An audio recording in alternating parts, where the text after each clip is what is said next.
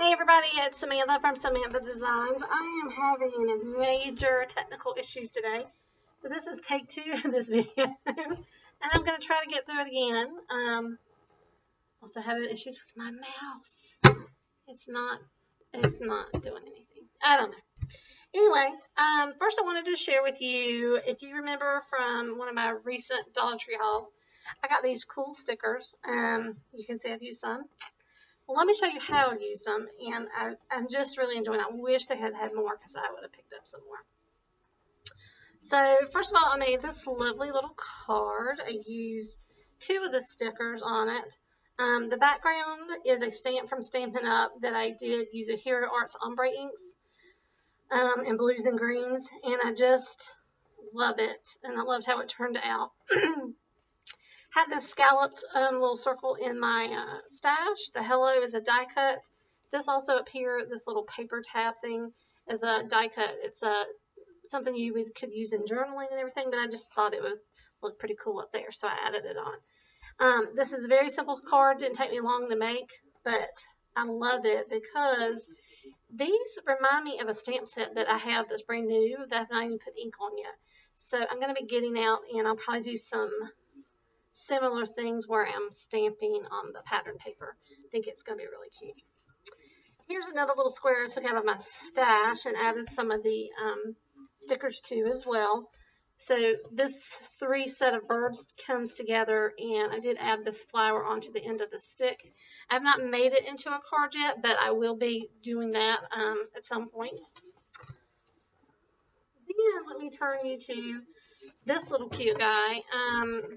When I was in my stash making cards the other night, saw him. He was already colored, ready to go, and I had not made him into a card yet.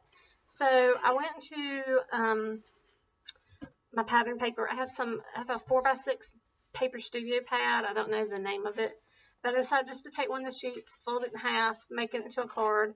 Added the tag that I'd already had in my die cut stash where I got the little robot puppy to do. And if you hear the singing behind me and the sweeping, that's my family. There's afternoon activities.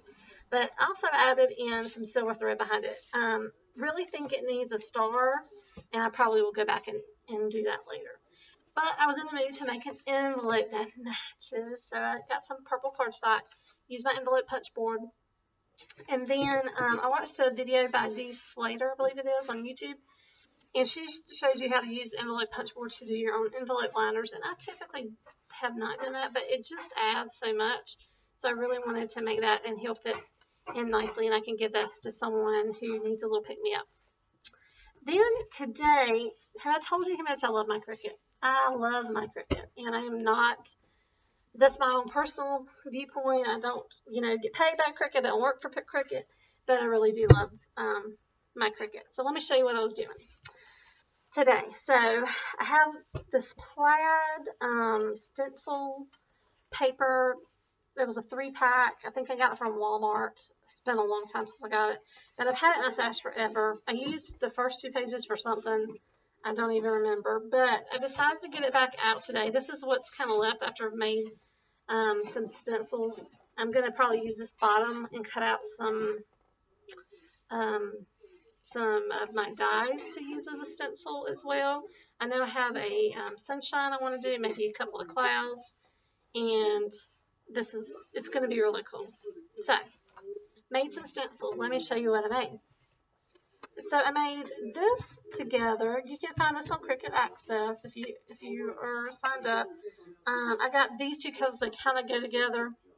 Made them 4x4, and going to use these on some cards to do some stenciling. I thought they would go really nicely together since they kind of line up, if you will, and just all kinds of things I can think of to do with these 2. So I'm pretty excited about those. Then I found this on Cricut Access too. It's just little circles. It looks kind of like snow. It reminds me of that. More at the top and then less down at the bottom, like some of the stencils I've seen out on the market. But now I have my own. It's just a little smaller than a regular A2 size card. So I could use I could use some paste in there, my dye inks, whatever, to make some snow. or whatever. So I'm kind of excited about this one.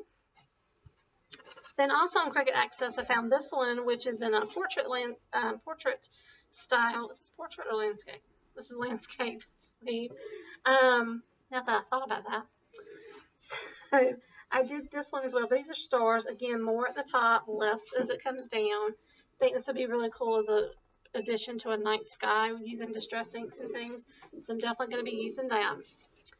Then, well, I had my Cricut out because anytime I have my Cricut out, I try to get, a few things accomplished. So all of these pieces, and these two actually are extra, I won't need those.